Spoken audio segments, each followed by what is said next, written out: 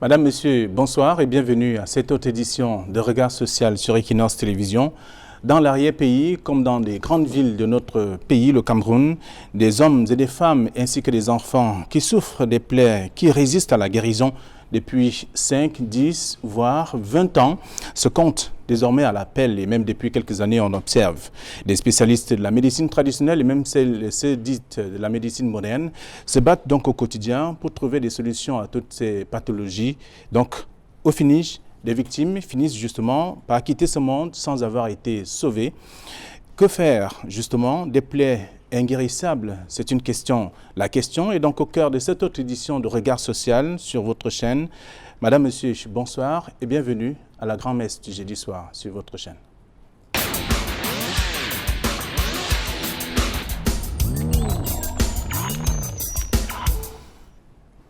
Et comme vous le savez, la première partie est consacrée plus souvent aux témoignages des victimes qui sont déjà confortablement installés sur ce plateau. Dimitri Tchakounté, bonsoir. Bonsoir. Vous parlez un peu plus fort pour qu'on vous entende. Bonsoir. Et bienvenue. Vous êtes âgé de 23 ans. Ouais. Vous êtes drépanocytaire. Et C'est ça. vous souffrez de votre plaie depuis pratiquement 5 ans aujourd'hui. C'est ça. Je souffre d'une plaie pratiquement de 5 ans qui sort sous forme de que les peaux se froissent au niveau de la cheville. Bon, quand ça a commencé, il faisait la 6e. J'ai arrêté l'école à cause de ça. On a traité à l'indigène au village, ça n'a pas allé. On m'a envoyé à Douala chez la grande sœur qui fréquentait à Yassa. On restait dans une chambre là-bas. Après ça, la grande sœur a décidé aussi de voir ce qu'elle pouvait faire de son mieux parce qu'elle fréquentait, ne pouvait rien faire de grand. On sont partis à la cantine. À la cantine, on nous dit qu'il faut la transfusion passer sur des panneaux. Le sang ne circule pas bien, c'est ça qui forme les plaies. Alors, il faut rappeler aux téléspectateurs que ce sont les 2 pieds qui sont attaqués et c'est au niveau des chevilles. Comme nous sommes partis à la cantine, on a dit qu'il fallait le sang. Et c'était les 2 pieds qui étaient attaqués. Bon, on a demandé le sang. La grande sœur a dit que si c'est le problème de sang, elle peut donner le sang. Mais de passer, elle n'a pas l'argent pour qu'on cherche un donneur. On a donné le sang. À fur et à mesure, comme on faisait le pansement, les blessures sont finies sur les 2 pieds. D'accord. Vous allez davantage nous expliquer ce que vous subissez depuis 5 ans, tout à l'heure. Le temps pour nous d'accueillir également sur ce plateau Nadine Tondji. Bonsoir. Vous êtes âgé de 42 ans et depuis 14 ans, vous souffrez d'une blessure au niveau de votre pied gauche. Comment vous vous sentez avec? Très mal. J'ai d'abord eu un problème toujours au pied gauche. J'ai cassé le pied quand j'avais 9 ans. Je me suis fait casser le pied quand j'avais 9 ans. De 9 ans jusqu'à nos jours. J'ai eu un petit tube, un petit bouton au pied où j'ai essayé de gratter. J'ai essayé de gratter, ça a donné ce que ça a donné là. Jusqu'à aujourd'hui, la plaie a augmenté, s'est aggravée. Je suis allée un peu partout, à l'indigène, chez les médecins, un peu partout. Vous pouvez montrer aux téléspectateurs, ils veulent justement voir où se trouve. C'est votre pied gauche. Oui, le pied gauche. Je suis allée un peu de partout, ça date à 14 ans aujourd'hui.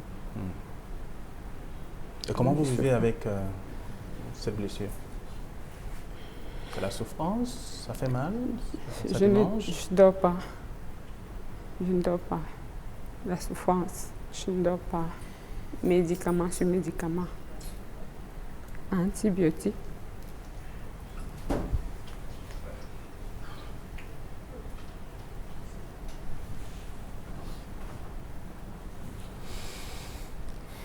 Le temps pour nous également d'accueillir sur ce plateau Sonkwe Etiken Stanis. Bonsoir.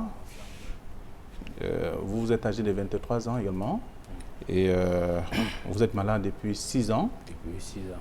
Vous traînez également une blessure au niveau de votre pied gauche. Oui. Qu'est-ce qui s'est passé? Ça s'est passé par l'accident à Yaoundé. J'ai fait l'accident à Yaoundé sur la moto. Je suis allé à l'hôpital, clinique là-bas au quartier, j'ai soigné ça. Il y avait cassé l'os ici là, fendu ici là comme ça là. Mais j'ai fait une semaine là-bas. Et on a dit qu'il faut qu'on masse encore le pied, on ne peut pas soigner que la blessure sans masser. Et puis moi rentré au village, avec ça, aller chez le masseur. On massait ça, le docteur venait aussi à la maison, on soignait aussi la blessure. Quand il a fait un an au village, il s'est rentré encore à Yaoundé. Ça en fait 2 semaines. Il y a un bouton qui est sorti. Il a appuyé, ça s'est infecté une fois. Je n'ai pas trouvé un clinique au quartier, la personne soigne pour 1 semaine, ça ne donne pas. Je suis encore rentré au village avec ça. Aller soigner au village, ça n'a pas donné. Je suis encore venu ici à Douala, chez mon frère, soigner encore ça, ça n'a pas donné. Je suis encore rentré encore au village, aller à l'hôpital de Pla à Tchang. Et là-bas, ça n'a pas donné. Mais il peut dire que ça a donné quand même là-bas, mais seulement manque de moyens qui m'a fait quitter là-bas jusqu'aujourd'hui. Et vous avez fait beaucoup de tours chez les tradipraticiens, dites-vous? J'ai fait la traditionnelle, ça, mais seulement que ça a manqué, ça sans que marche avec les béquilles comme ça. Ouais, ça a fait comme ça, caler le pied ne fonctionne plus. Même pour tendre le pied, il faut qu'il y appuie comme ça là pour que ça tende bien. Alors, depuis 6 ans, et vous faites comment pour vivre avec ça? Il y a mon père qui me regardait, mais heureusement qu'il ne fait rien au village avec ma mère. Et là, ça n'a pas de travail. Elle aide que de travailler dans la voiture, le camion pour charger les pierres, pour nourrir les enfants à la maison. Et quand j'étais à la maison, il souffrait avec ça, il s'avait cassé le gravier avec, pour pouvoir payer les remèdes. Bon, jusqu'à aujourd'hui. C'est mon oncle qui est venu aussi au village pour m'appeler, amenez-moi ici là. Ici là, on est allé quelque part chez maman Adja, qui fait le massage ici à Axelou. Elle a aussi soigné ça, ça était fatigué. Moi, je suis rentré à la maison, moi, j'ai soigné ça aussi à la maison. Et ça n'a pas donné. La main encore dit qu'il faut qu'on cherche encore un endroit. On est allé à Anquano, on a vu un père là-bas. On a détaché le pied, il a dit qu'il peut soigner ça. Il a demandé 300 000. On a tapé la tête, tourné, ça, on a avancé 150 000. Et il restait 300 000. Quand on a dit qu'on va verser 300 000, il restait 150 000. Ah oui, ça, depuis aujourd'hui, comme ça, il n'arrive même pas à donner. Alors, est-ce qu'il y a eu changement, il y a amélioration, le travail qui est fait? Non. Puisque le travail là, ça a même encore plus augmenté le plaie. Jusqu'aujourd'hui. Et je suis toujours le traitement là-bas. Dimitri, vous êtes dans la même logique, on va peut-être le dire aussi, parce que vous n'arrivez pas à comprendre exactement pourquoi vos blessures n'arrivent pas à se cicatriser. Oui, c'est ça, c'est ce que j'aimerais comprendre. Parce qu'on me fait comme me dit que la transfusion, puisque c'est dépensité. Et quand on fait la transfusion, chaque fois, je me pose la question que tant qu'on ne fait pas la transfusion, ça ne peut pas guérir. Puisqu'on me dit que c'est la transfusion. Et je demande maintenant, si on arrête la transfusion, pourquoi c'est la transfusion qui va résoudre mon problème? Parce que c'est ce que le médecin fait comme me dit à l'hôpital, partout qu'il part. Je suis allé chez le docteur Le Mango, à Yaoundé. Toujours sur le même problème. Il m'a dit que c'était la transfusion. Il prenait le vaccin là-bas pour ça, pour que les microbes puissent passer comme on le dit. Jusqu'à là, ça n'allait pas. Vous avez aussi rencontré les tradipraticiens? C'est pour les tradipraticiens, je ne peux même pas citer. Parce qu'ils sont tellement nombreux par rapport à ça. Qu'ils ont fait n'importe comment. La blessure cale toujours sur la même position. Ça ne finit pas. Il n'y a rien que les douleurs. Ils ne parviennent pas à fermer l'œil de la nuit. Vous avez arrêté l'école à cause de ces blessures, ces plaies? Oui. Jusqu'aujourd'hui, quand j'ai arrêté l'école, je suis revenu à Douala, comme je dis. Nous sommes allés à la cantine. Là-bas, quand on a fait la transfusion, les blessures sont finies. J'ai dit à ma grande sœur que bon, comme les blessures sont finies, je ne peux pas rester au quartier. Je veux faire un métier. Elle me dit que je veux faire quel genre de métier. Je lui ai dit que bon, je voulais faire la mécanique. Elle me dit que non, la mécanique pour toi, on dit que tu dépends, tu ne peux pas faire les mouvements, tu ne peux pas faire les choses qui sont dures. Les travaux durs. Les travaux durs. Je dis que mais pourquoi? C'est le métier que moi j'aime. Il ne faut pas seulement qu'on dit qu'il ne peut pas faire les travaux durs. Elle a dit que bon, comme tu insistes, on va regarder un garage qui n'est pas loin. Donc tu ne peux pas faire tous les efforts pour arriver au travail. Le gars n'a pas de problème. Elle m'a amené, comme nous sommes adjacents. Nous sommes partis en bas de la station, il y avait un garage des motos là-bas. Quand j'ai commencé le garage, j'ai fait presque 1 an, j'étais presque à 1 an, 6 mois pour finir le garage. Et les plans ont encore recommencé. Je suis revenu à la maison. Mais je cachais toujours que les plans ont commencé à passer. Je ne voulais pas lui faire mal parce qu'elle était là fière de moi que oui. Elle avait déjà dit que si tu finis le garage, peut-être que tu vas ouvrir ta part quelque part. On va chercher d'où tu peux ouvrir ta part pour pouvoir aider aussi la famille et les autres. Puisque j'ai aussi ma petite soeur qui a le même problème, elle est aussi dépendante.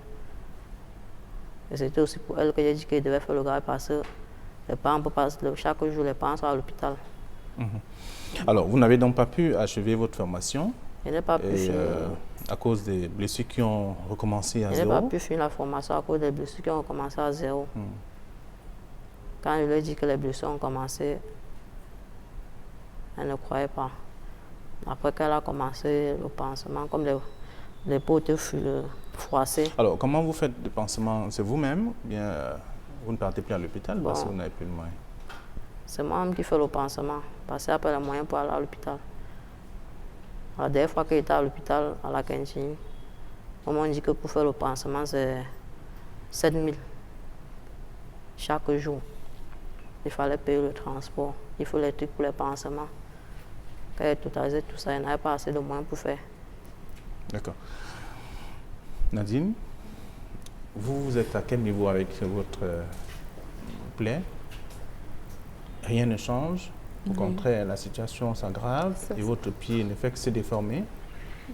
Oui, ça s'aggrave plutôt. Rien n'a changé.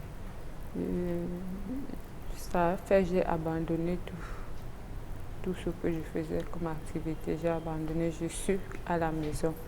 Je demande tout. Dernièrement, les asticots sortaient même. J'ai pu pleurer chez mes voisines du marché. Vous dites que les asticots sortaient de votre plaie? Oui. Parce que je ne faisais pas le pansement, je n'avais plus les moyens. Elles m'ont aidé. Donc, ce sont eux qui m'ont aidé. Ils ont acheté les trucs pour refaire le pansement. J'ai repris avec le pansement. Aujourd'hui, mais rien n'a jamais changé. Parce que dormir, franchement, je ne dors pas. Manger même, ce sont les voisines qui m'aident. Vous ne dormez pas, pourquoi? Dans la douleur. La douleur ne me laisse pas dormir. Tellement ça fait mal. Je suis debout, je suis toujours assise jusqu'au matin. Je ne dors pas. Et comment vous faites? Vous êtes en location? Comment vous payez la maison pour vivre pour le reste? Au départ, le bailleur venait me demander l'argent. Chaque fois, quand il venait me demander, il disait que pardon, que patiente, je n'ai pas. Mais un jour, il est venu, il m'a trouvé en train de faire le pansement. Il est parti. Donc, comme il est parti jusqu'aujourd'hui, il a dit que quand je vais guérir, on va causer, mais pour le moment, il n'est plus jamais revenu. Il vous a abandonné la maison? Je ne sais pas parce si que vous ne pourrez pas payer? Mais il a dit que quand je vais guérir, on va causer. Mais pour le moment, il ne me parle pas de ça. Même quand il vient là, il me salue seulement. Et vous allez guérir quand? Je ne sais pas, peut-être je vais mourir, peut-être je vais guérir, je ne sais pas. Je ne sais pas.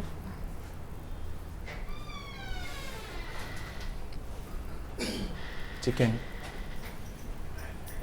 C'est difficile pour vous de vivre également, puisque vous êtes parti du village pour la ville. Comment vous faites pour vivre en ville alors que c'est peut-être encore facile de rester au village?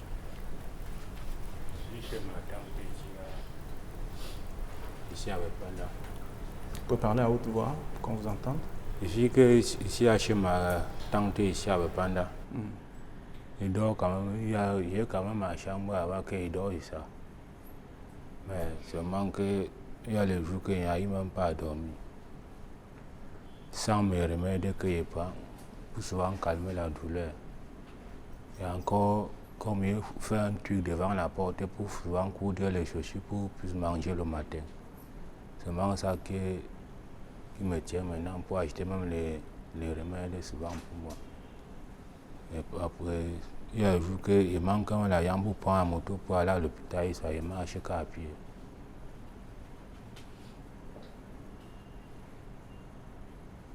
Vous avez les béquilles, vous êtes obligé d'utiliser vos béquilles pour vous déplacer. Il y a souvent que j'utilise ça y est, ça endroit ici à me fait mal. Je cherche un endroit. Vous avez mal où? Ici là. Je cherche un endroit, je m'assois là-bas et me repose un peu avant de continuer encore. Et comme je suis en train de marcher, à tout à l'heure, j'ai toujours mes remèdes que dans le sac. Par là où toi? Quand je marche, j'ai toujours mes remèdes que dans le sac. Là où ça me fait mal, je prends un comprimé et lance dans la bouche avec l'eau dedans. Et on y avale. Si ça calme, je continue mon chemin. Si ça ne calme pas, je vais rester là. Même si ça a que l'eau, je vais rester que là-bas.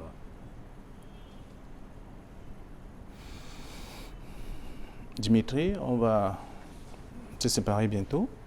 Est-ce que vous savez ce qui a causé votre blessure? Ce qui a froissé vos chevilles, la peau de vos chevilles? On vous a expliqué? Pourquoi ce qui a froissé la cheville, tous les deux pieds, pour qu'il y ait les blessures là-bas. Présentement, c'est 3 blessures. Avant, là, c'était 2. Mais maintenant, le 3e est sorti de l'autre côté. Et à fur et à mesure qu'on fait le pansement, ça s'agrandit. À fur et à mesure qu'on fait le pansement, ça s'agrandit. Et moi, j'aimerais comprendre vraiment ce qui est cause de ça. Parce que présentement, je ne parviens plus. Je ne fais rien, pratiquement, avec les pieds là. Je suis qu'à la maison. Je ne peux que me lever le matin. Je m'assois dehors. Je reste dehors jusqu'à certaines heures. Qu'est-ce que vos amis, vos camarades disent chaque fois que vous sortez parfois vous baladez? Je ne me balade même plus parce que je n'ai même plus d'amis. Les camarades, je n'ai plus. N'importe qui me fuit seulement à cause de ça. J'ai un ami qui est venu à la maison. Quand il a vu comment il faisait le pansement, il est parti jusqu'aujourd'hui. Quand je l'appelle, mais qu'est-ce qui se passe? Il me dit qu'il n'est pas dans la ville, là, le travail l'occupe. Je dis que bon, comme le travail t'occupe, tu rentres alors quand il me dit que quand le jour qu'il va rentrer, il va m'appeler pour me dire. Bon. Je suis tombé sur l'un de nos grands frères qu'on a grandi au village. Je lui demande que mais telle personne a voyagé. Il me dit que non, il est dans la ville. J'ai tellement compris que c'était à cause des blessures qu'il me dit qu'il a voyagé. Et je ne lui ai pas demandé. Ok. Alors, Nadine, qu'est-ce que vous attendez de Regard Social? Il y a des téléspectateurs qui nous regardent. Vous regardez la caméra, vous vous adressez à ces gens qui sont dans le monde et qui vous écoutent. Vous leur dites quoi? Je Parlez à haute voix pour je que vous demande aux hommes de bonne volonté de vraiment de m'aider. J'ai souffert de ça depuis 14 ans. 14 ans de souffrance, franchement. J'aimerais aussi dormir. J'ai même demandé à un moment qu'on coupe ce pied pour que je puisse dormir, trouver ne serait-ce que le sommeil. Je ne dors pas. Je vous en supplie. Je supplie les hommes de bonne volonté de me venir en aide. Là, seule, je ne peux plus rien. Je ne peux que faire le pansement, comme vous voyez là. Les médicaments, non. Sauf si quelqu'un vient m'aider, vient me donner 1, 2, 2 000, 3 000, j'appelle, on me donne le médicament, on achète les médicaments. Sinon, même les médicaments, je ne peux plus. Je suis vraiment incapable. Je suis à bout de mes souffles. Je n'ai plus rien, je ne fais rien.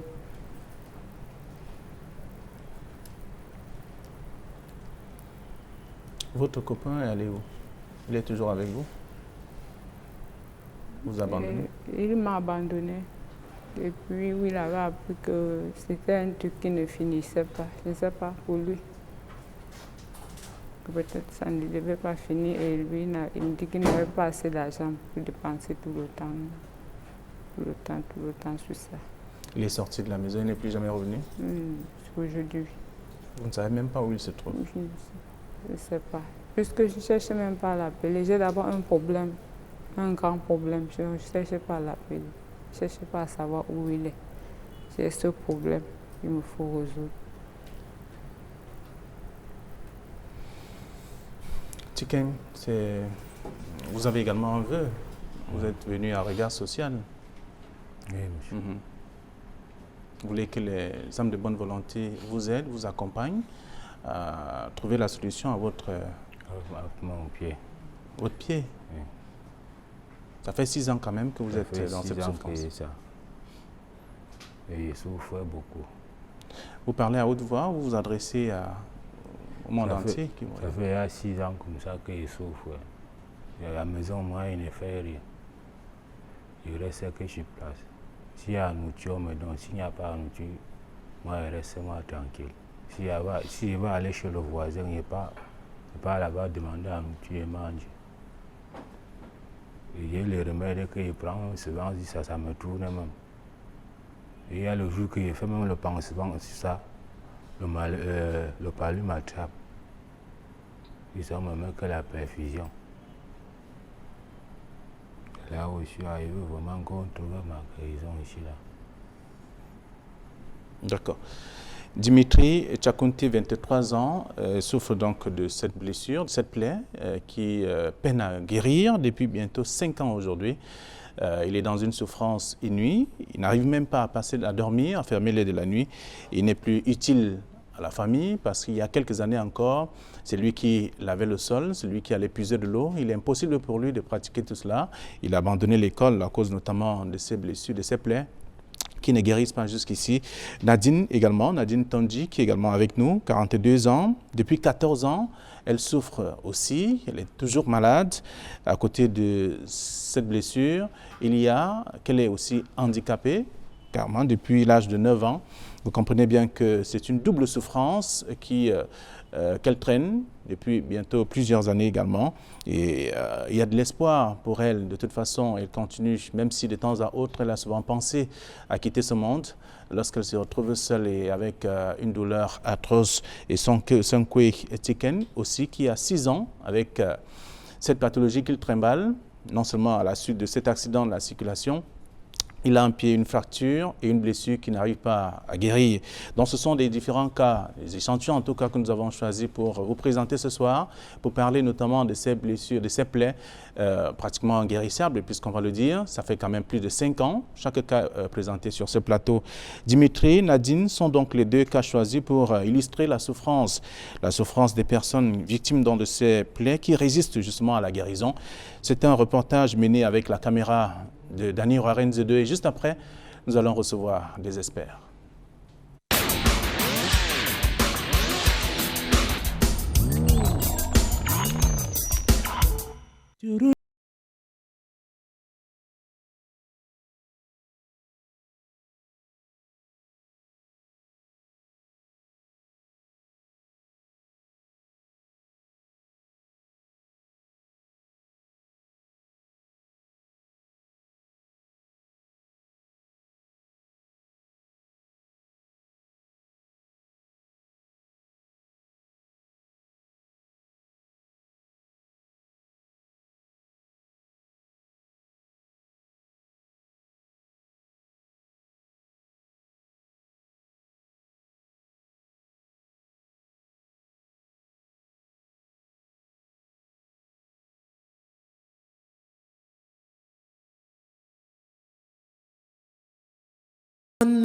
Dimitri Tchakounte maintient cette position depuis plusieurs années et dès le lever du jour.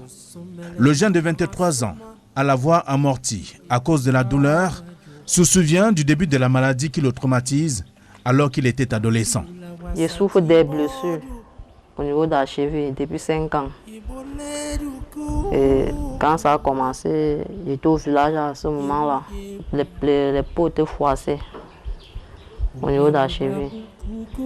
Bon, c'est quand on faisait le pansement qu'on a enlevé les peaux qui étaient froissées là, qu'on a constaté qu'à l'intérieur, il y avait des blessures. Bon, à fur et à mesure qu'on faisait le pansement, ça ne faisait que augmenter.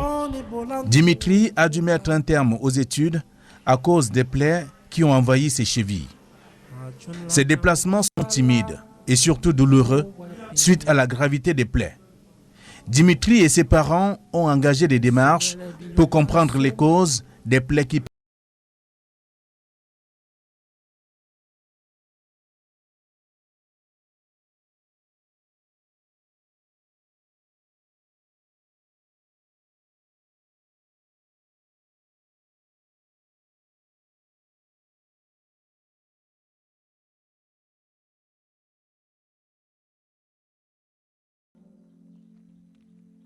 Je faisais voir dans la bande qui fait même l'effort de rester même 1 mois. 1 mois, 2 mois. Quand elle voit la bande, elle dit que mais celui-ci, il me dit que c'est l'accident. Mais l'accident ne dure pas jusqu'à comme ça là. Elle fuit doucement, doucement. Quand il lui pose quelque chose, il ne va pas dire que non. Et il lui pose un peu la question parce qu'il connaît déjà pourquoi elle a fui. Bon, ça fait que pour chercher les filles, il ne cherche plus. Pour faire rester comme ça là. Dimitri est drépanocytaire. Les plaies inguérissables se sont ajoutées. C'est le calvaire permanent. Des voisins et membres de la famille. Il va pleurer le pied pendant qu'on lui fait le pansement. Il va crier, tu auras l'impression qu'on vient de l'arracher son cœur. Tu vas se sauter du lit à 6 heures. Dis-moi c'est quoi? Ça fait mal, on me déteste, C'est la douleur qui lui fait dire cela. Quand les gens vont partir, il va se mettre à pleurer. Il me dit, si je pouvais voir où je vais prendre un truc, je meurs. Je lui dis, le Seigneur pardonne tous les péchés, sauf celui qui se suicide. Laisse que le Seigneur t'appelle lui-même, ne te suicide pas. Il a tellement mal que même le ménage à la maison, avant, il le faisait, mais maintenant, tout le monde constate qu'il ne peut pas faire le ménage, il ne peut pas. Donc, quelquefois, j'ai même envie de m'énerver, pourquoi je ne fais pas le ménage, mais je constate qu'il a mal et je ne peux pas m'en prendre à lui. Donc, ça fait que je dois le faire à sa place, ou alors quelqu'un d'autre, un autre enfant doit le faire à sa place. Venons lui en aide et sachant que si on a aidé Jimmy, c'est comme si on a aidé soi-même. Exactement comme on dit, c'est dans la difficulté qu'on reconnaît ses vrais amis. Jimmy a besoin de soutien. Il ne rêve que d'une chose, c'est que ses blessures quittent ses pieds pour qu'il puisse devenir actif. Parce qu'au fond de lui, en fait, il est un garçon serviable. Mais il ne peut pas parce que les blessures... Je ne suis pas née infirme. Je sors infirme, mais jusqu'à là, je continue à l'école malgré le retard. Je continue avec l'école. Quand je continue, ça ne donne pas, je laisse chanter dans l'activité. Je me rappelle parce que c'était en saison pluvieuse, je portais les chakas à ce moment-là. Le lendemain du jour, là, je voulais porter mes chakas. J'ai constaté que j'avais un petit bouton. Je me suis dit que peut-être c'est le chaka. Comme je n'ai pas l'habitude de le porter, que peut-être c'est ça. Je suis quand même allée au boulot. Le soir, ça a démangé, j'ai gâté. Quand j'ai gâté, ça a commencé à donner, à sointer de l'eau. Ça ne finissait pas. Nadine, et malgré son handicap, était une battante. Mais depuis qu'elle subit la pression de la plaie, elle a tout perdu. Ça a tout pris mes économies, puisque je n'ai plus rien du tout. Je ne parviens même plus, je ne sors même pas sorti. Je suis à la maison du premier repenteur. Le bailleur a même voulu me mettre dehors, mais quand lui-même il a vu l'état de mon pied, il m'a laissé. Je suis à 9 mois dans la maison impayée et franchement, ce sont les voisins qui me donnent à manger. Les médecins rencontrés par Nadine lui ont donné des explications sur le cas qui la traumatise depuis 14 ans. J'ai fait des tours des hôpitaux, franchement. Ça n'a pas abouti. Les autres ont dit que c'est l'excès brûlure, je sais quoi. D'autres ont dit que ce sont les veines bouchées, que les veines sont bouchées. Et pas toujours de solution. Je suis à 14 ans avec ce problème que vous me voyez là. Je ne dors pas, je me lave, je m'assois là jusqu'au matin. À 5 heures, je me lève. Je ne peux pas dormir parce que je vais passer tout le temps à tapoter. Ça me fait mal. Nadine scrute le ciel depuis des années, sans solution. Seule la souffrance reste son quotidien. Je n'ai jamais vu ce genre de souffrance. Depuis ma naissance. Il a d'abord cassé le même pied quand j'étais petite. Je veux grandir maintenant pour entamer mes trucs. Ce problème vient encore.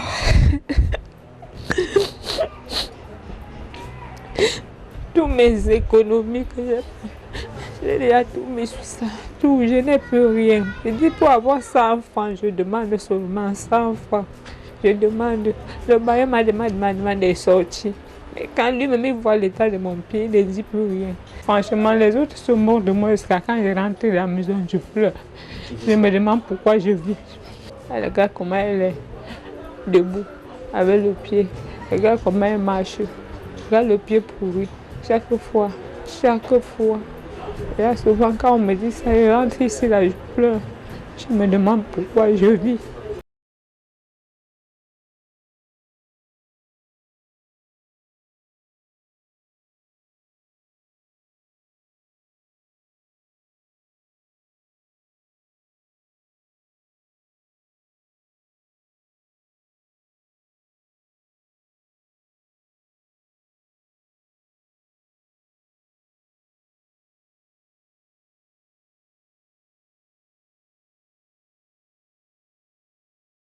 Des voisins, les camarades et autres personnes qui côtoient Nadine au quotidien sont dépassés par la souffrance qui la ronge depuis 14 ans.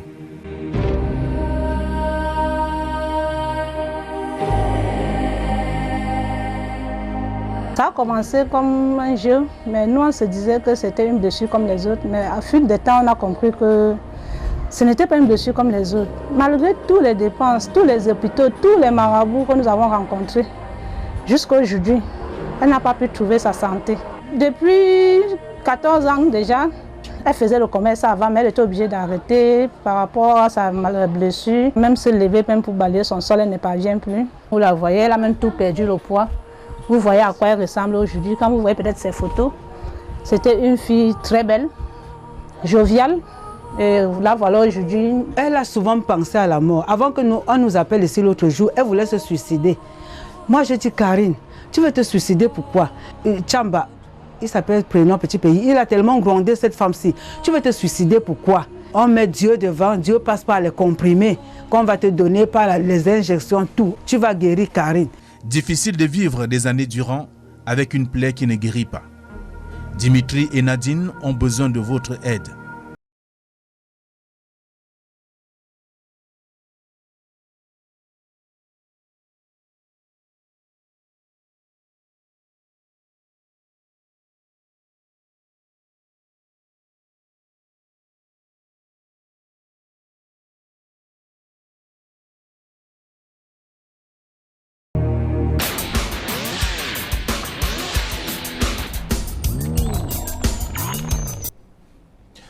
Ce sont des personnes qui côtoient la souffrance au quotidien. Vous comprenez bien que c'est à cause de ces plaies qui durent depuis 5 ans, 6 ans, voire 14 ans même, selon les cas qui ont été proposés ce soir sur ce plateau dans le cadre de cette autre édition de Regard Social. Et pour comprendre un peu l'évolution de ces pathologies, nous avons des experts sur ce plateau. Guy Bertrand Tenkpe, bonsoir. Bonsoir. Vous êtes psychologue, auteur de plusieurs ouvrages en rapport avec le couple, ce n'est pas ce qui nous intéresse ce soir, mais vous avez travaillé beaucoup plus sur l'ulcère de Buruli. Oui, dans mon parcours professionnel, j'ai eu l'occasion de travailler dans un projet au niveau de la Konolinga, où l'on s'occupait des personnes qui souffraient de plaies chroniques et particulièrement de l'ulcère de Buruli. Oui. C'est la raison pour laquelle vous êtes invité ce soir pour nous dire un peu comment, qu'est-ce que vous avez trouvé ou alors dans vos multiples recherches, qu'est-ce que vous avez vu concrètement, c'est parti d'où, ça évolue comment et la suite également sur le plan psychologique de ces victimes. Moi, je dirais déjà que les témoignages et les images que nous avons eues sont assez difficiles à écouter déjà pour nous. Et on peut imaginer la difficulté pour ces personnes.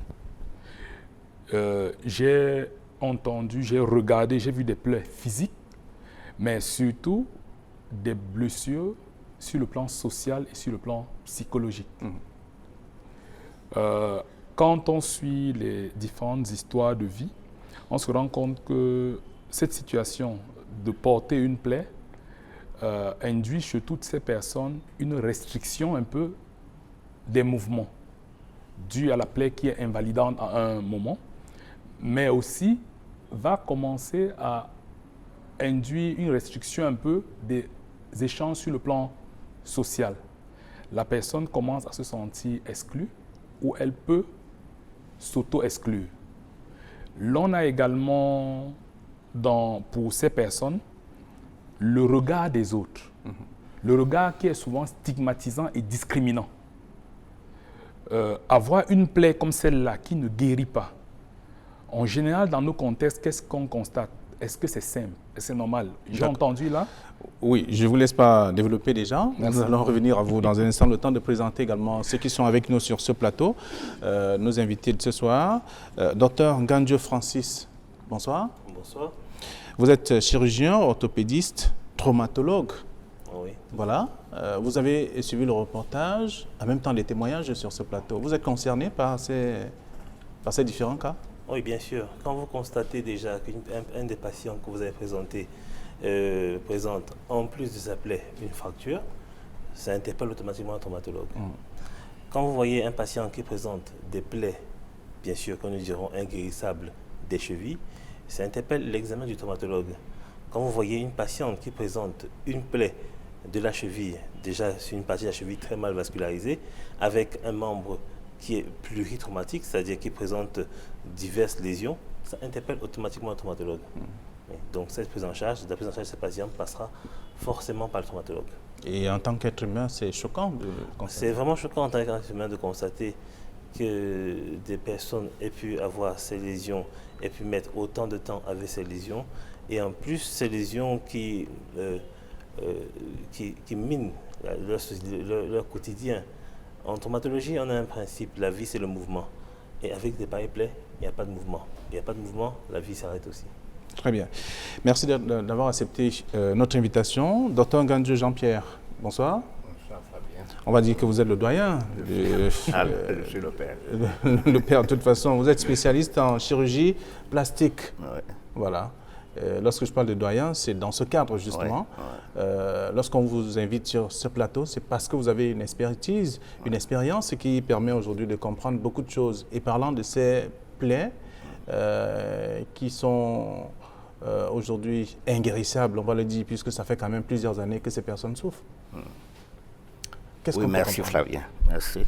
Déjà, il n'y a pas de plaie inguérissable. Parce qu'il faut comprendre au départ ce que c'est que la plaie. La plaie est la résultante d'une agression externe ou interne de la peau. Comme résultat de l'agression externe, lorsque vous êtes traumatisé ou bien que vous avez une blessure par-dessus, il y a tout un phénomène qui se déclenche immédiatement pour essayer de protéger. Il y a les plaquettes, les macrophages qui essaient de détruire tous les microbes qui sont autour pour permettre à la plaie, à la blessure de guérir. Lorsqu'elle ne guérit pas, elle évolue donc vers une plaie chronique. Donc, on cherche donc la cause. La cause doit être au départ de ce phénomène de cicatrisation interne qui ne s'est pas produite. Pour les causes internes, vous voyez, lorsque la plaie est constituée, la peau est constituée de milliards de cellules. Et chaque cellule est un être vivant. Et en tant qu'être, il a besoin de vivre, il a besoin d'être oxygéné, il a besoin d'évacuer ses déchets par les veines, il a besoin d'évacuer les microbes par les lymphatiques. Alors, tant que ces fonctions ne sont pas remplies au niveau de la peau, de cette cellule, elle meurt. Et lorsqu'elle meurt, ça devient chronique tant qu'on n'a pas trouvé à traiter la cause de ce manque d'oxygène. Très bien. Voilà. Merci d'avoir accepté également notre invitation. Vous êtes venu sur ce plateau pour nous écairer davantage. Docteur Alain Patrice Mélidi, bonsoir. Bonsoir. Vous êtes dermatologue, vénérologue. Vénérologue. Voilà. Ça me dit quoi? Ça veut dire spécialiste, en plus d'être spécialiste des maladies de la peau, on est spécialiste des maladies sexuellement transmissibles. Voilà, merci. Il s'agit des maladies sexuellement transmissibles? Non. Non, pas du tout. Pas du tout. Alors, donc, vous êtes en service à l'hôpital général de Douala, il faut le rappeler également. Oui, tout à fait. Vous avez suivi le reportage. Qu'est-ce qui ressort de là, selon vous, de tous ces témoignages? La première des choses, à mon avis, c'est que, comme a dit mon aîné tout à l'heure, il faut bannir le terme de inguérissable. Je crois qu'il faut le bannir. Chronique, certainement, oui. Chronique, certainement, mais inguérissable, je ne pense pas. Et il y a là un vrai problème de prise en charge qui se pose, et comme d'habitude, un vrai problème d'orientation de ces malades-là, de les orienter vers le bon circuit. C'est le grand problème qui se pose. Et à mon avis, à ce moment-là, s'ils sont orientés dans le bon circuit, la prise en charge peut être efficiente et on peut aboutir à des résultats pas toujours complets, pas toujours satisfaisants, parce que là, ça fait longtemps que ça dure, mais on peut aboutir à des résultats. Alors, parfois, là-dedans, il y a des cancers en dessous. Donc, du coup, pour ces cas-là, les résultats ne seront pas forcément satisfaisants. Alors, je reste avec vous, justement, pour comprendre. En fait, c'est la peau qui est touchée, on voit bien que c'est la peau qui ne pousse plus. Lorsqu'elle pousse, c'est pour se refermer et permettre à ce que la plaie disparaisse. Mais jusque-là, c'est plutôt l'extension que l'on observe. Oui, en réalité, tout dépend en fait de comment cela est pris en charge. La première des choses, pour nous en général les praticiens, c'est que lorsqu'une plaie tarde à cicatriser, en général on considère au-delà de 6 mois, il faut considérer qu'il y a un problème en dessous. La première complication qu'il faut rechercher, c'est le cancer, comme j'ai dit tout à l'heure. Si c'est déjà devenu cancéreux, il y a peu de chances que cela cicatrise spontanément. La deuxième des choses qu'il faut rechercher, c'est l'atteinte osseuse. C'est une atteinte osseuse en dessous, ce que nous appelons en termes savants une ostéite, donc une infection de l'os. Si cet os n'est pas nettoyé, cureté comme on dit, il n'y aura jamais de cicatrisation. Autre chose également qu'il faut rechercher, c'est l'état nutritionnel du patient. Si c'est un patient qui est dénutri, anémié, il ne va jamais cicatriser. À côté de cela, si la gestion de la plaie elle-même n'est pas satisfaisante, notamment par exemple si on n'a pas réussi à rendre une plaie propre, elle ne va jamais cicatriser. La première étape, c'est la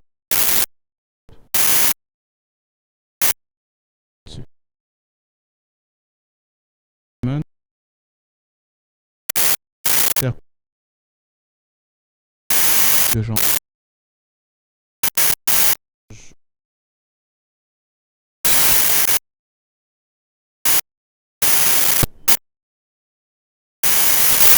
Cette situation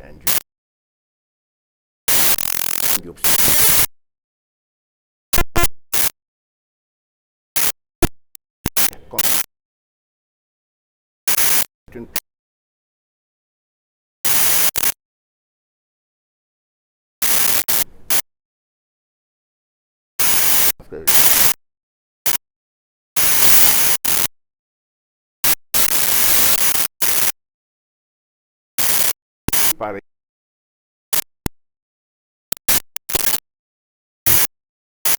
Qui a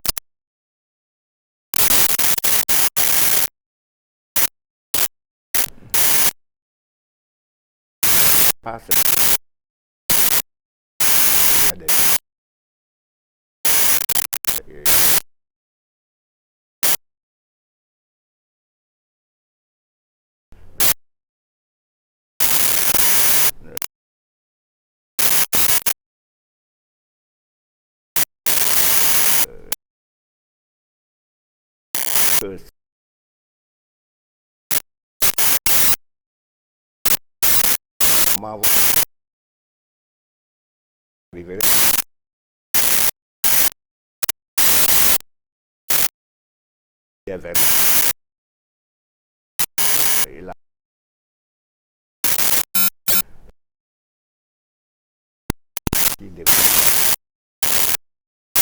On gagne.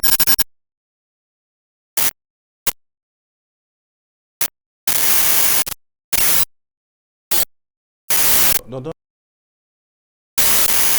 l'application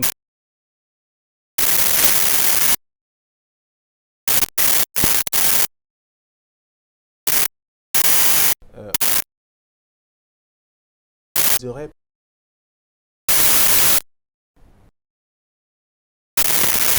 là-dessus.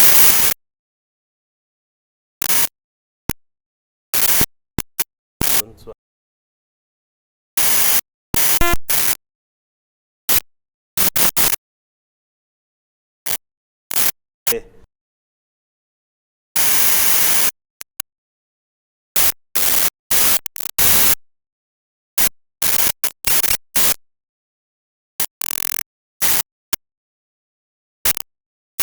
Vous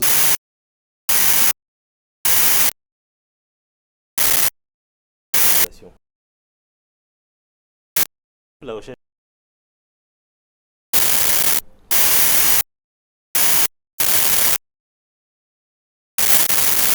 de ça résultat.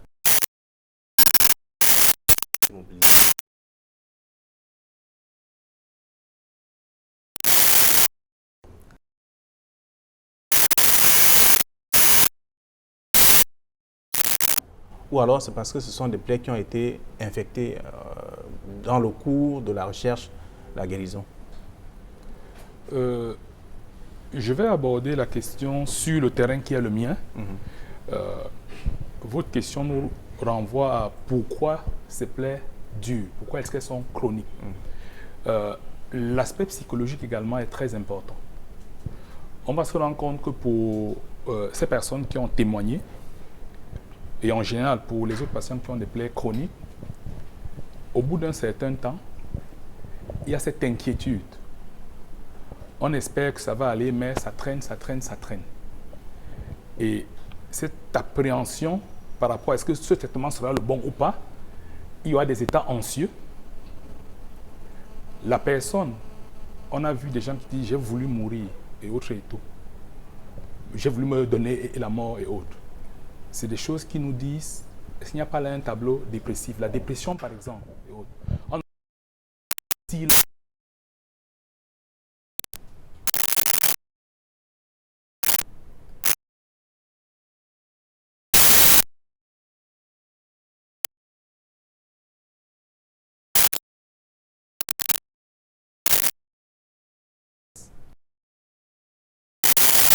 La sécurité n'est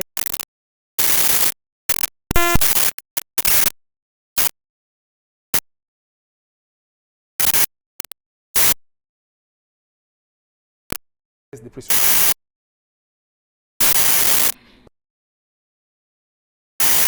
Plaît.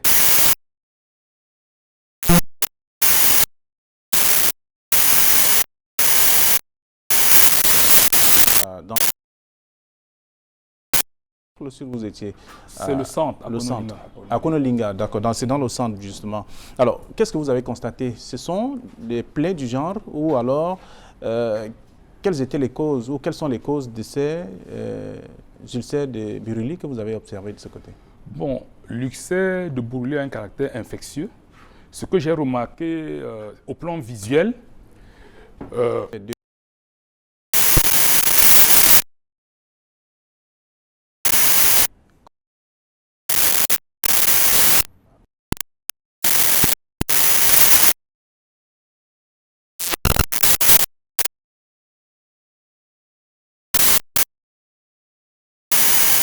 médecin.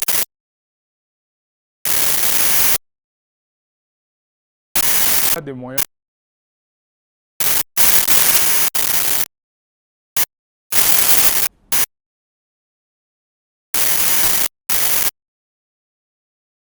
Des conditions. La personne.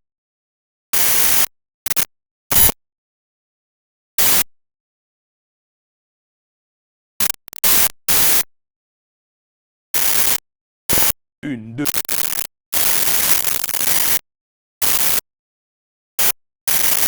Grand. Un peu. Petit à petit. De leur économie.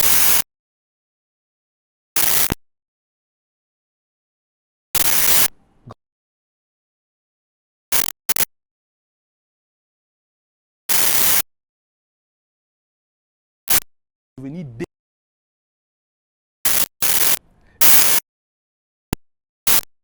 par l'entourage.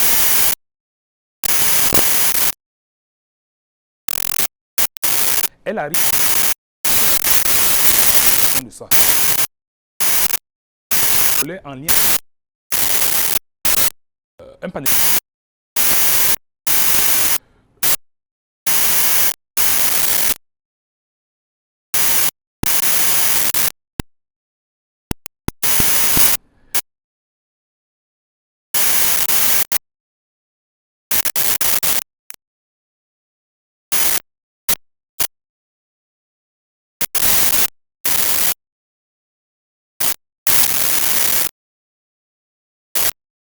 Amputé.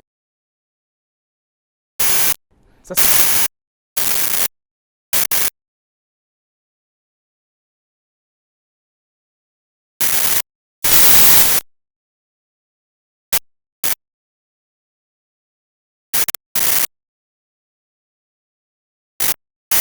opération. Intensive aussi.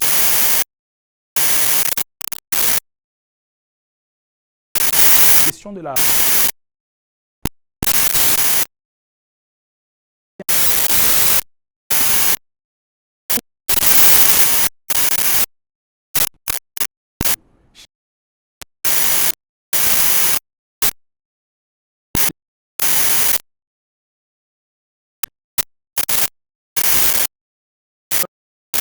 et les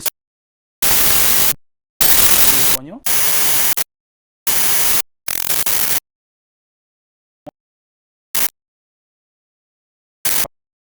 personnes poids psychique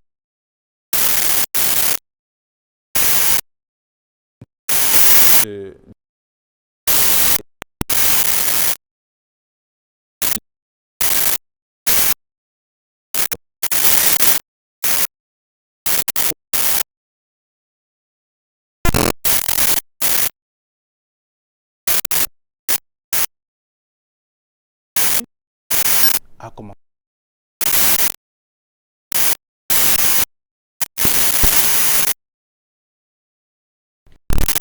chose, c'est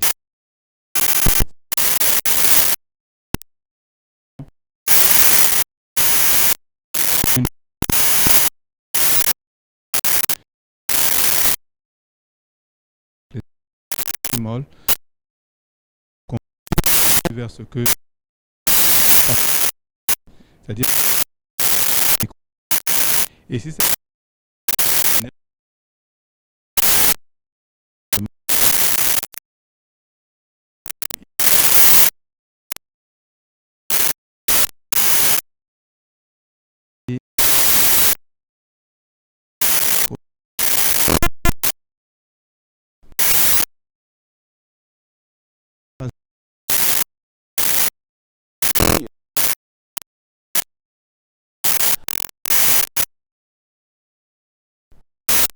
oui, nous entre dans nos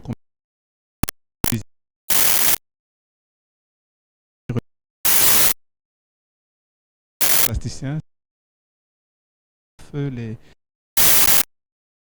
vasculaires pour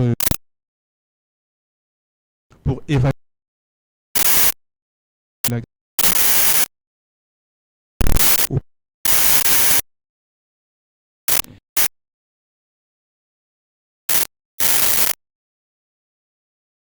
ce stade-là, c'est qu'à un moment ou à un autre, la prise en charge n'a pas été de bonne qualité, sans accabler qui que ce soit. Alors, Dr Ngandiou, on va comprendre justement, c'est une question de moyens parce que tous ont évoqué ce paramètre, les moyens financiers. Il n'y en avait pas, il n'y en a même pas, puisque la raison pour laquelle ils sont venus à l'égard social, et en même temps, ils ont côtoyé les tradis praticiens.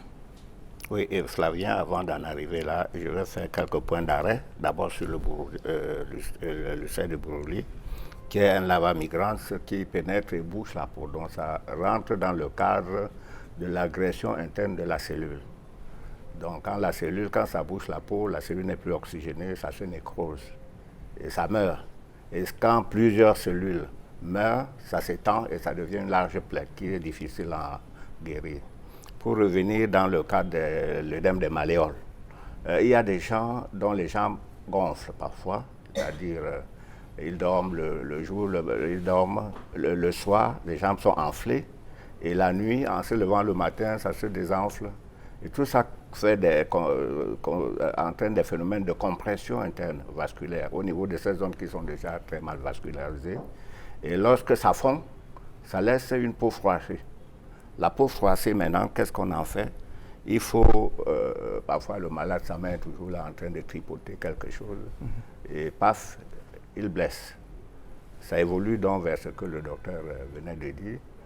Ça veut dire que l'infection pénètre donc par ce trou. Ça évolue, ça entraîne une fascite nécrosante, et la fascite peut évoluer vers le stade de lymphédème en dehors des autres aspects que ça peut entraîner. Et pour le cas des résipelles, qu'on voit aussi beaucoup, dans le cas parce que le docteur voit, ça évolue de la même façon.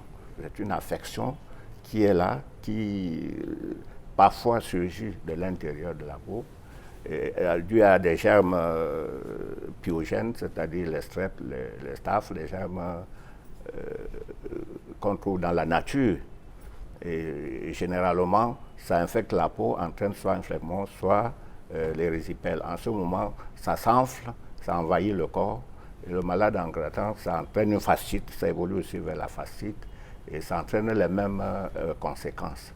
Alors, pour revenir donc à la question que vous me posez, le fait d'avoir fait le tour des médecins tradipraticiens, vraiment le jugement est difficile. Le jugement est difficile parce que notre pays est doté de plusieurs spécialistes, mais aussi de peu de spécialistes. Parce que ces spécialistes sont concentrés. Ils ne sont pas éparpillés dans l'arrière-pays. Alors, vous y arrivez, vous allez trouver quelqu'un qui est à Bamenda, ou à ce que nous recevons parfois, il vient de Tchang ou d'un autre village, pas à Bamenda, parce que Bamenda, c'est quand même la ville. Et il y a de bons spécialistes là-bas. Il sort d'un village. Arrivé là-bas, il n'a personne pour le suivre. Il part d'abord chez son guérisseur. Et lorsque le guérisseur lui dit, bon, écoute, j'ai fait de mon mieux, il faut peut-être aller voir à l'hôpital. Et il va à l'hôpital avec tout ce qu'il a pu transporter chez le marabout. On a suivi un témoignage tout à l'heure, une fracture, il faut... on fait les massages et toutes les conséquences qui arrivent. Alors que si, dès le moment où il a eu sa lésion, il s'était présenté chez un bon spécialiste, le Cameroun en a. On ne peut pas dire qu'il n'y en a pas. Hein. Il y en a qui chôment même, qui n'ont rien à faire. Hein. Et qu'est-ce qui arrive? Le marabout a déjà fait ce qu'il peut. C'est-à-dire, il a déjà mis ses herbes, ses bâtons, les gris-gris. Ça a entraîné l'infection au niveau de la peau. Ça a aggravé plutôt la situation au lieu de la guérir. Donc le malade maintenant sort de la ville, sur un sursaut de la famille, pour essayer de chercher où traiter son patient. En ce moment, parfois, il se fait déjà un peu tard, ça va coûter cher, alors qu'au début, ça n'allait pas coûter autant si on avait vu un spécialiste. Donc tout cela contribue à ce qu'on découvre aujourd'hui, des blessures qui disparaissent pas, je dis qu'ils ne se cicatrisent pas. Sans vous couper, Flavien, le traitement a beaucoup évolué. Il y a beaucoup de traitements qu'on fait actuellement, même dans des cas de ce qu'on a vu là, qu'on arrive à... C'est la pression négative. Ça ne demande même pas beaucoup. Mais avec ça, on arrive à obtenir des résultats fallacieux, pour ne pas dire ahurissants. On a essayé de la mettre en place. Et beaucoup d'autres structures, je pense que si beaucoup de gens entrent dans ce processus, beaucoup de ces malades seront sauvés. Parce que, en dehors du fait, parfois on met sans antibiotiques et ça donne des résultats quand même satisfaisants. D'accord. Nous allons parler de la prise en charge tout à l'heure et Voilà. avoir plus d'éléments. On comprend finalement qu'il y a l'ignorance et le manque de moyens qui nous tuent. Mais tout à fait. L'ignorance, oui. Parce que directement, dès qu'on a une plaie, on s'oriente assez mal. Le manque de moyens, c'est surtout à long terme. Parce qu'au début, vous voyez, le patient dépense 1000 francs, 2000 chaque jour pour son pansement. Alors qu'en un mois, ça fait peut-être 60 000. Il sera allé à l'hôpital avec ces 60 000, que le problème aurait pu être réglé. Maintenant,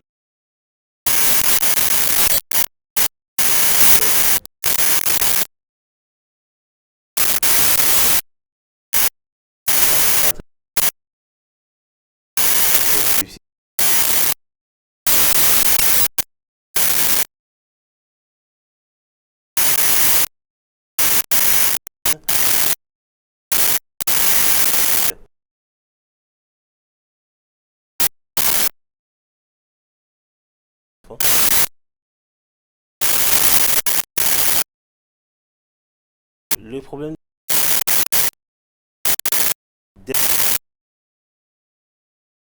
est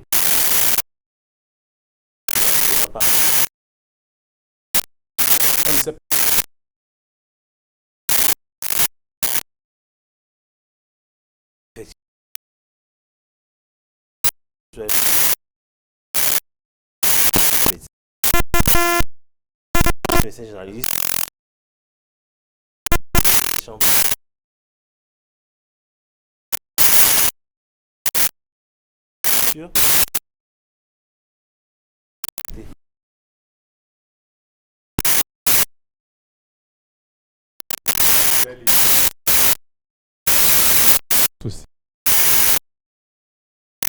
Qui?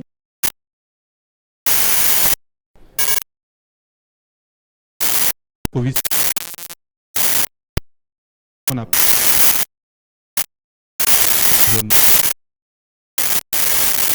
quand ça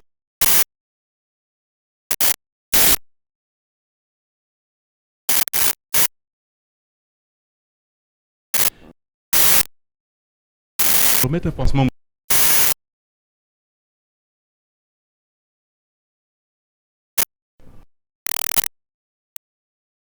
C'est largement. Il faut...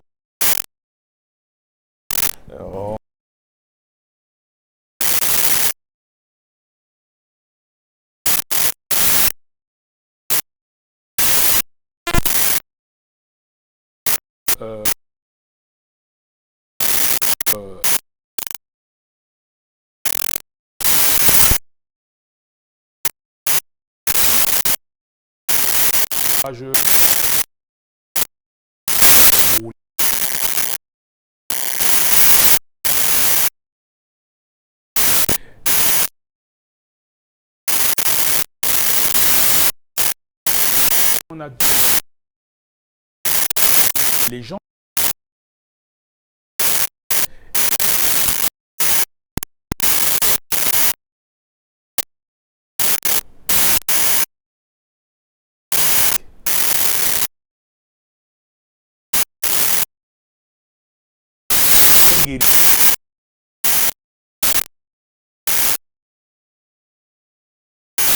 on y a été et ils n'ont pas pu.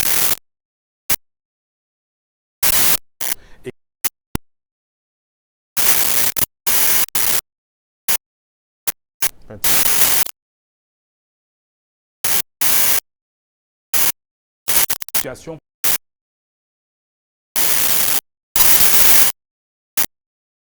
Et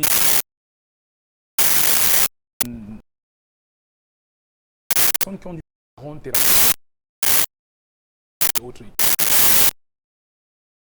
pense que la question reste un défi pour le périphérique d'avoir accès à ce niveau périphérique.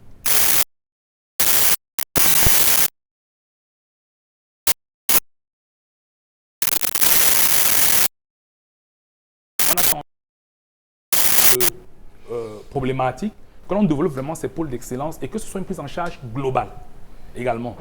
Juste l'aspect médical ne réglera pas le problème.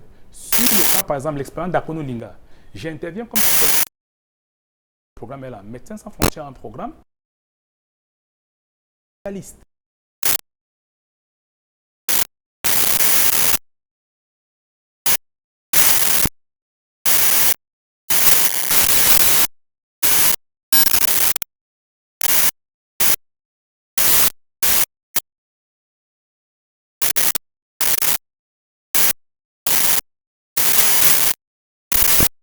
Clairement,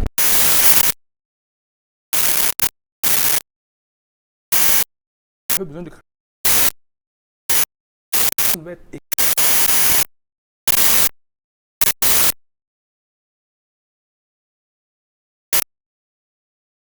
il est important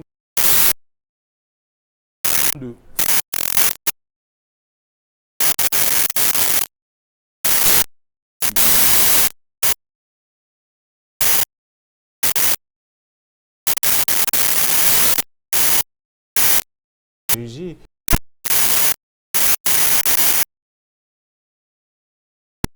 davantage.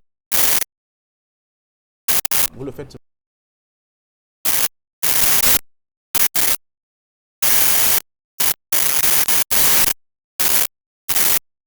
De l'Alpes.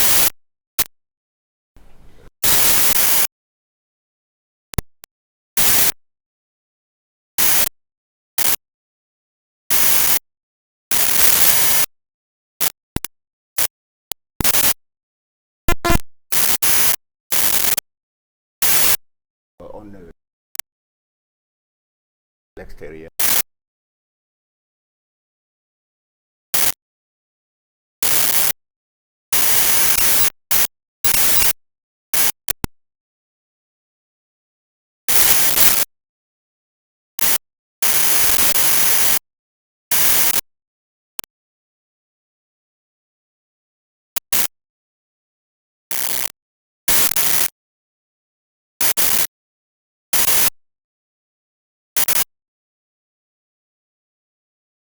Vous ne mettez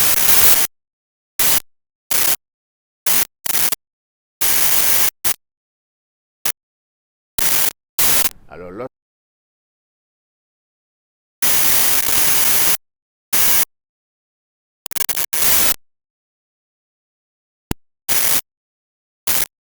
les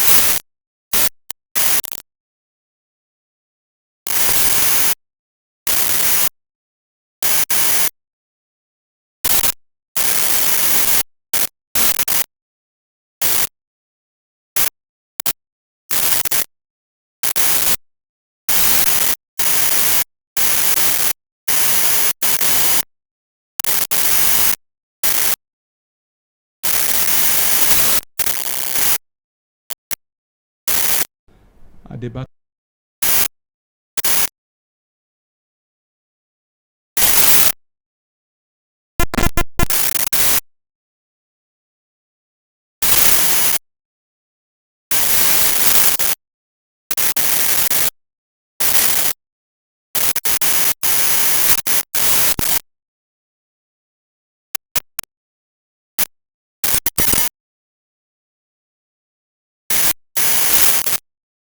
Monter les collines, on n'aime pas descendre les collines.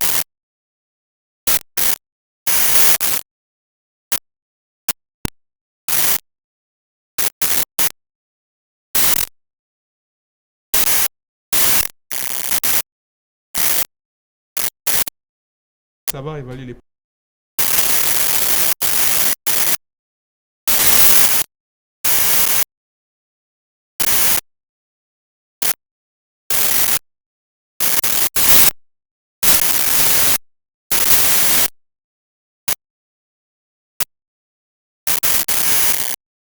gérer. À un moment donné,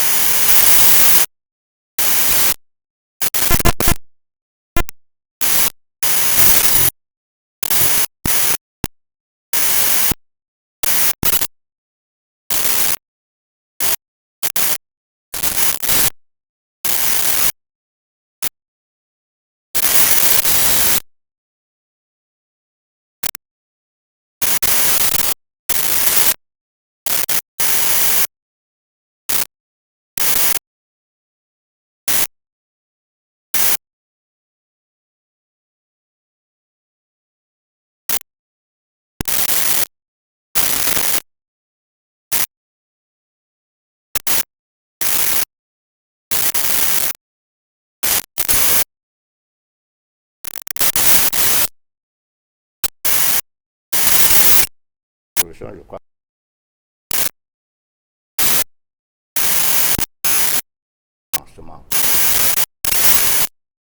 Tous les temps. 100 cm.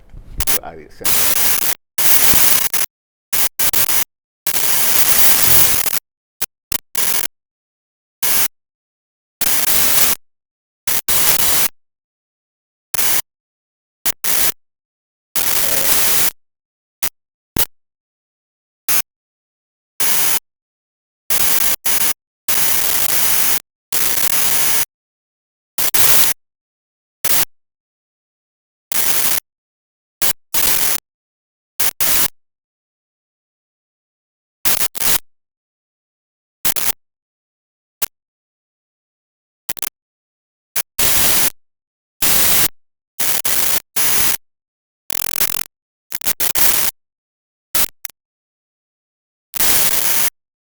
fait de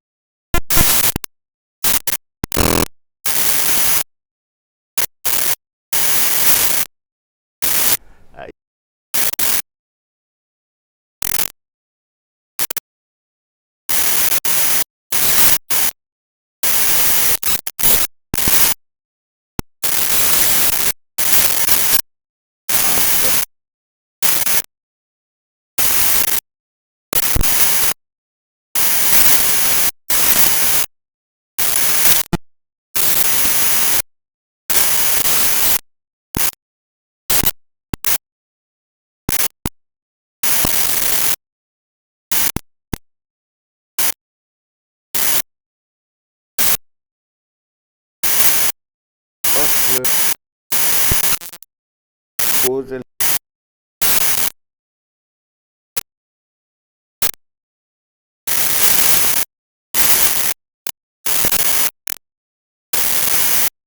mourir avec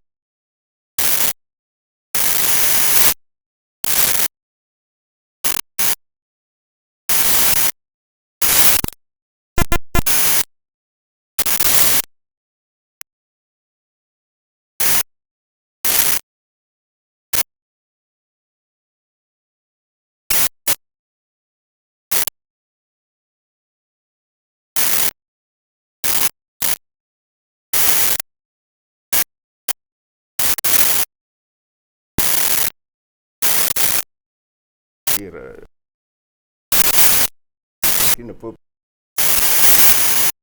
pas ça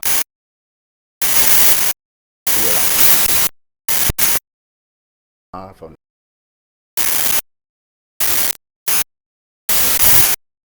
qui sont utilisables. Vous entendre.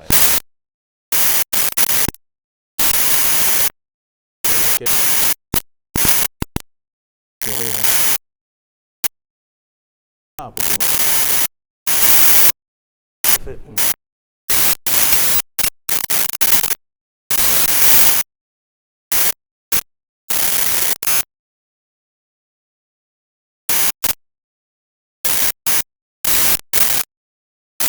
il y a eu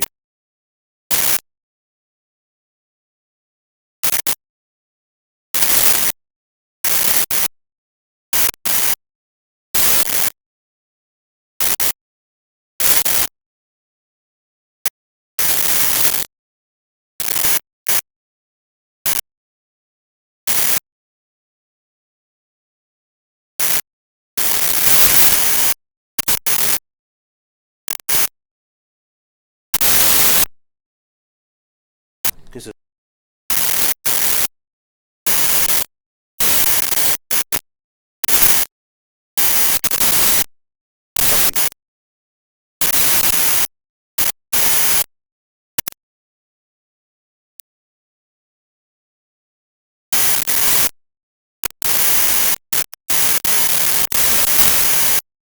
cette nouvelle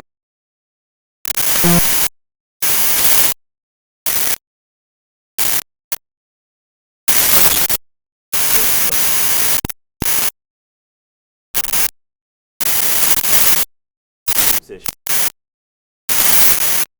négatif, c'est sous intense.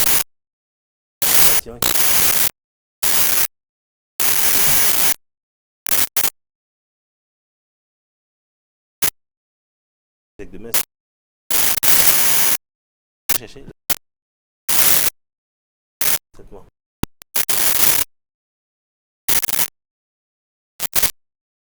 Le plus simple, le plus simple.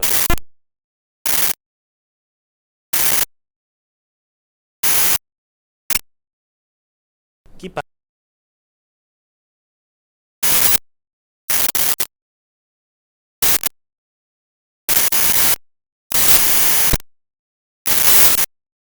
qui va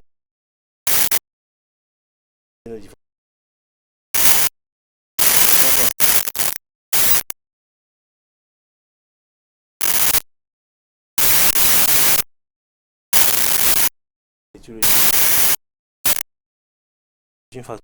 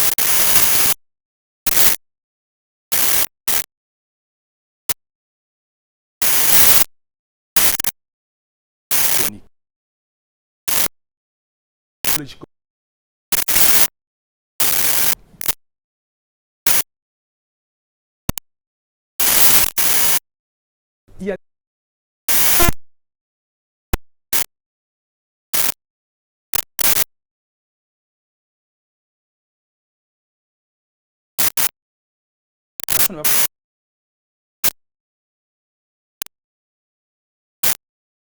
Également,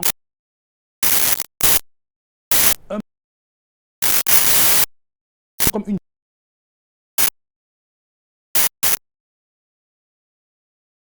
Ils ont été...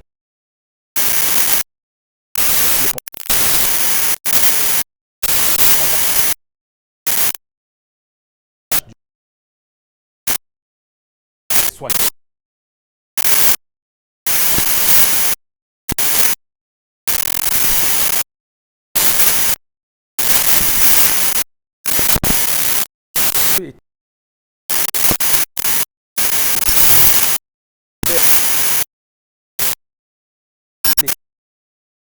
Ça. Ils sont experts en traitement de plaies, mais dès qu'on parle de plaies chroniques, ils devraient des fois se dire, nous sommes experts en traitement de plaies, mais le patient est l'expert de sa plaie. Quand on assiste, moi j'ai assisté à des séances où on doit faire le pansement en salle de pansement. On a deux attitudes du patient au plan psychologique. Soit c'est le blunting ou c'est le monitoring. Le blunting est dans une attitude un peu de résignation. Il a tellement espéré à la guérison qu'il préfère ne plus attendre quelque chose pour ne pas être déçu. Parce qu'ils sont toujours très anciens. Il y en a qui ne veulent même pas regarder leur plaie, comme si on passe d'un pansement à un autre et ils ne voient pas. Est-ce qu'il y a eu on a levé la cicatrisation ou pas? Il y en a qui regardent au plus près et qui disent aux soignants, non, ne mettez pas ça. Plutôt ceci et autre et tout. Et il y a des soignants qui le vivent mal. Tu as été à l'école avec moi, tu vas m'apprendre mon boulot. En général, il a pris le temps d'observer, d'écouter peut-être d'un autre soignant et il peut donner un avis qui aide dans la décision médicale ou la décision et des soins infirmiers. Je pense aussi qu'il y a un peu cet effort à faire de la part des soignants pour transférer. Et au niveau communautaire, il faut traiter le patient en le replaçant dans son environnement. C'est un environnement souvent où il y a de la stigmatisation. Le patient peut des fois ne pas prendre soin de lui parce que ce qu'il reçoit comme mot, comme regard, c'est tellement dur qu'il se dit à quoi bon adhérer à ce qu'on fait à l'hôpital. Il vaut mieux mourir et autres. Donc la prise en charge doit intégrer la sensibilisation de l'entourage, essayer de lutter contre ces fausses croyances qui sont ces gestes blessants pour la personne et également lutter contre l'essoufflement financier. Ils arrivent souvent quand ils ont fait la ronde chez les marabouts et autres et curieusement là-bas apparemment l'argent sort plus facilement et quand on est à l'hôpital le patient est souvent abandonné à lui-même. On a les parents 1-2 jours et après même seulement s'alimenter, ils n'arrivent pas à s'alimenter correctement. Donc il est important que dans la prise en charge, il y a 1 ou 2 membres l'entourage qui soient informés de ce qu'on va faire, le temps que ça va prendre, on aura besoin de ci et ça pour que ces personnes puissent anticiper. Donc il faut vraiment une prise en charge globale. Très bien. Donc une prise en charge globale, multidisciplinaire, tel que vous précisez souvent. Alors on va comprendre qu'il y a justement, il n'y a pas de plaies inguérissables, il y a plutôt des plaies chroniques. Voilà.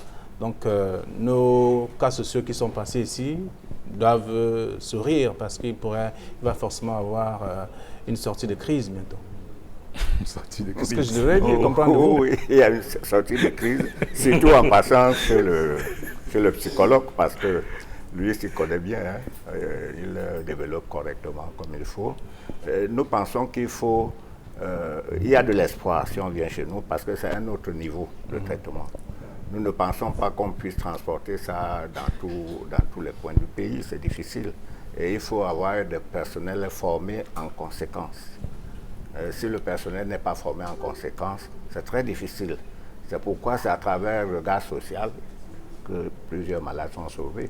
Parce que c'est quand vous exposez des cas comme ça que les bienfaiteurs qui sont tout autour pensent qu'ils peuvent peut-être apporter de leur participation pour que tel ou tel soit traité.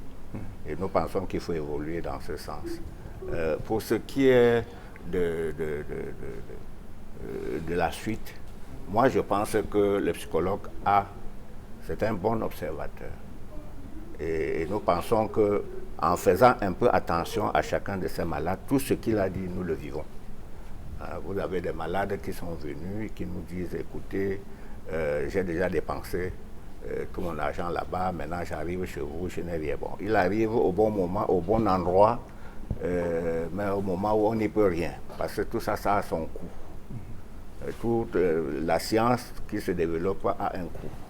Et il faut que nous apprenions à nous y adapter, je dis pour les générations qui arrivent, quoi. Parce que si on ne pense pas que dès le premier abord, lorsqu'on a une affection, qu'on peut aller voir un bon médecin, un spécialiste qui va mieux l'orienter, c'est qu'on vivra toujours ça pendant des années. On vivra un désordre médical pendant des années.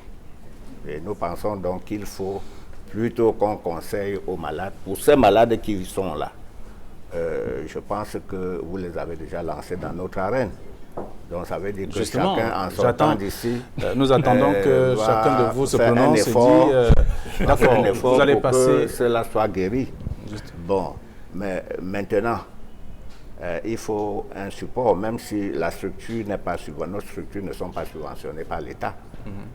Nous sommes dans des entités privées, nous avons essayé d'améliorer, de mettre à un niveau un peu plus élevé pour pouvoir aider les Camerounais. Bon, mais les Camerounais doivent comprendre aussi, en conséquence, qu'il faut faire un peu d'effort. Très bien. Alors, Dr Ngandje venait de percer l'abcès. Je venais justement à entendre de vous que chacun dise d'accord, voici ce que j'apporte. Et à partir de là, il dit Bertrand. Ok, ce que j'apporte, c'est déjà de l'information, je dirais, pour des cas comme ceux qu'on a eus. Un panéliste disait en début un peu de notre échange, la problématique de l'orientation, se retrouver au bon endroit d'entrée de jeu. Je vais par exemple, sans publicité, partager un centre. Au niveau de l'hôpital du district d'Akonolinga, il y a une unité de traitement des plaies chroniques qui est soutenue par le CIRES, qui est une organisation, un centre international de recherche en lien avec Epicentre, qui est l'organisme de recherche de MSF. Je pense qu'ils offrent 2 mois de soins de prise en charge gratuite. Au moins au départ, ça peut déjà être un bon lieu d'orientation. Pour nos cas? Oui, certains de nos cas peuvent, je pense qu'ils peuvent se diriger vers une structure comme celle-là, où les coûts financiers, il y a déjà une question d'accessibilité et de disponibilité. Ils pourront avoir le bon diagnostic et être orientés s'ils ne peuvent rien faire rapidement vers d'autres spécialistes. Je pense aussi que nous sommes dans une ville où il y a des hôpitaux. Autant j'ai dit le premier recours aux soins, en général, le recours aux soins, c'est vrai, les tradis praticiens à cause de nos croyances. Il est aussi important que des gens se disent, dès que j'ai une blessure, le centre de santé qui est tout près de moi, je dois m'y rendre rapidement pour pouvoir rencontrer un personnel soignant. Cela permettrait que ce soit économique pour les personnes. Et en tant que psychologue, les psys, c'est vrai, ça ne court pas les rues. S'il y a des structures qui sont confrontées à la prise en charge de patients qui souffrent de plaies chroniques et qui ont besoin d'un renforcement de capacité de leur personnel ou d'un accompagnement, nous sommes disponibles dans la limite de notre temps et de nos possibilités de faire ce que nous pouvons. Merci déjà pour la proposition qui est faite pour nos différents cas de ce soir. On espère bien que d'autres propositions vont être faites sur ce plateau. Docteur Melidi, ces cas sociaux ont besoin de revivre. Oui, certainement. Ils ont besoin de revivre et personnellement, ce que je peux proposer, c'est mon état d'esprit. Je suis prêt à à leur apporter des soins gratuits, mais j'appartiens à un hôpital qui pratique le recouvrement des coûts. Et donc, du coup, je ne peux pas décider forcément que tout le circuit de santé qu'ils vont parcourir sera gratuit. Mais par contre, éventuellement, ils peuvent s'adresser au service social de l'hôpital qui parfois permet d'obtenir des soins gratuits à l'hôpital général de Douala. Très bien. Alors, nous avons la chance d'avoir un patron d'une clinique importante de la ville qui peut également prendre en charge. Il a dit, mais il a besoin quand même des subsistants pour accompagner ces patients. Raison pour laquelle ces derniers sont venus sur ce plateau dans le cadre de Regard Social, s'adresser aux téléspectateurs qui regardent justement ce programme et qui ont la main sur le cœur, aident très souvent ou plus souvent les cas qui sont présentés ici. Merci parce que vous allez également accueillir ces patients chez vous. Bien évidemment, nous recevons toujours les patients que vous nous envoyez. Et comme nous disons, il n'y a aucun problème. Ces patients, je pense, sont tous vus d'emblée. Sont tous vus d'emblée sans avoir demandé de moyens. Maintenant, vous savez, en dehors des mesures, en dehors de l'apport humain, il y a un apport matériel nécessaire. Ils ont besoin de matériel, ils ont besoin d'examens, ils ont besoin de radio, ils ont besoin de biopsie, ils ont besoin de ceci. Et donc, par conséquent, il faudrait trouver il faudra un grand apport financier pour ces différents examens. Sinon, au niveau humain, ça ne pose pas de problème. Très bien. La consultation se fera sans problème. Les gestes médicaux se feront sans problème. Merci. Merci à vous. Vous voulez ajouter quelque chose? Non, ça va. Merci. Merci d'être venu sur ce plateau dans le cadre de cette autre édition de Regard Social, partager avec nos chers téléspectateurs et de pouvoir donner de l'espoir à nos cas de ce soir. Il y a donc une possibilité, et on ne parlera peut-être plus des plaies inguérissables, mais des plaies chroniques qui pourraient disparaître dans le cas où le diagnostic est bien posé et la solution également à portée de main. Merci d'être venu. Merci également à nos chers téléspectateurs. Nous allons passer à autre chose. Nous allons vous inviter à suivre également des cas sociaux que nous avons enregistrés la semaine dernière. Ce sont des enfants qui souffrent des problèmes neurologiques. Juste ce reportage et nous allons recevoir Irène Tembe pour la situation financière de ces différents cas.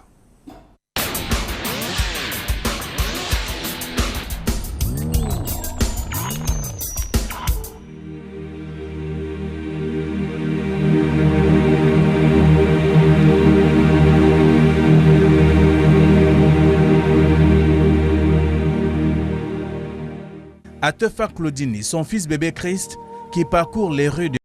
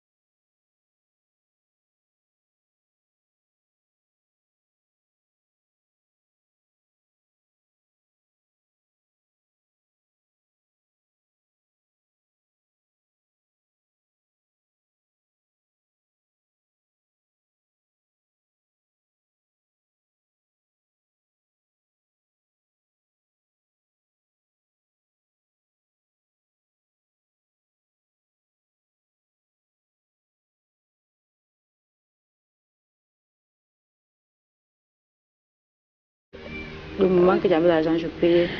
Le jour que je n'ai pas, je laisse parce que c'était beaucoup. C'était énorme. L'autre que j'ai payé à 17 500 et que ça faisait seulement une semaine, 3 jours. Il m'a demandé de lui donner ça jusqu'à ce qu'il marche. L'enfant a consommé tous les produits au rythme des forces financières de cette famille à faible revenu. Le papa a vendu son domicile à Yaoundé pour tenter de sauver son fils. Hélas.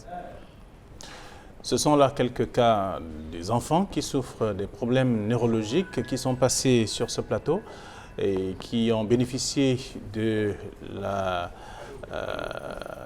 joie et même, j'allais dire, de la largesse de nos chers téléspectateurs qui contribuent très souvent. Irène Tembe avec nous ce soir d'ailleurs. Bonsoir. Bonsoir Flavien. C'est pour avoir une idée sur la situation financière de ces enfants. Tout à fait. Les différentes contributions pour le cas de bébé Chris depuis le 12 avril 2019 sont les suivantes. Kemeuse Anne de Bonadibon 2500, Semo Gilbert de Lom 1000 francs, Mira de Libreville 4000, Monsieur Joseph 10 000, Marie 7000, Bienfaitrice 2500, Thomas de Bamenda 2500, Famille Fokou et Longla 2500, Maman Wandi Chantal de PK11 3000, un chrétien de Bonaberi Bodjongo 10 000, une famille chrétienne 25 000, une bienfaitrice 25 000, bienfaitrice 2500, les anonymes de Paris 25 000, Madame Martine 1500, une famille chrétienne 2500, groupe des catéchumènes de la 3e année paroisse Saint-Esprit de Bepanda Omnisport 10 000 francs, une famille chrétienne à Makepe Moussoke 2 000 francs, Betanda Edith 5 000, dons provenant des biens d'une maman qui a vécu aux États-Unis, décédée il y a 5 ans et très sensible pour les causes des maladies, 125 000 francs. Une famille chrétienne de Yaoundé, 2350. Bienfaitrice de Bepanda, 2500. Mbassa Olivier, 1500. CEAO, Cercle des enseignants amis de l'Ouest, 10 000 francs. Jeune ambitieux de Christ, 25 000. Famille Kegam, 2 000 francs. Nous avons un montant de 273 500 francs pour le cas de bébé Chris. Il est à noter que nous avions 2 enfants atteints des problèmes neurologiques. Le deuxième enfant, c'est le bébé Yves. Les différentes contributions pour le cas du bébé Yves sont les suivantes. Kemeuse Anne de Bonadibon, 2500. Mira de Libreville, 4000. Marie, 8000. Bienfaitrice, 2500. Thomas de Bamenda, 2500. Famille Fokou et Lonla, 2500. Maman Wandi Chantal de PK11, 3000. Les anonymes de Paris, 25 000. Un chrétien de Bonaberi Bodjongo, 10 000. Une famille chrétienne, 25 000. Bienfaitrice, 2500. Madame Martine, 1500. Une famille chrétienne, 2500. Groupe des catéchumènes de la 3e année, paroisse Saint-Esprit de Bepanda Omnisport, 10 000. Une famille chrétienne à Makepe Moussoke, 2 000. Betanda Edith, 5 000. Une famille chrétienne de Yaoundé, 2500. Jeune ambitieux de Christ, 25 000. Cercle des enseignants amis de l'Ouest, 10 000 francs. Bassa Olivier, 1500. Gaël Neza Kouonfo, épouse Tom et Samé, 2 000. Chamani Berthe Fonsi, 5 000. Alain Kouetia, 2 000. Nous avons pour le cas de bébé Yves un montant de 146 000 francs CFA. Très bien. Donc ce sont les 2 cas, les enfants qui souffrent de problèmes neurologiques. Et là, il y a également le cas de Stéphane. Oui. Nous avons également le cas du jeune Stéphane, le jeune garçon qui a été victime d'un accident sur le pont à Bafan. Les différentes contributions, la suite des différentes contributions sont les suivantes. Bienfaitrice, 5 000 francs.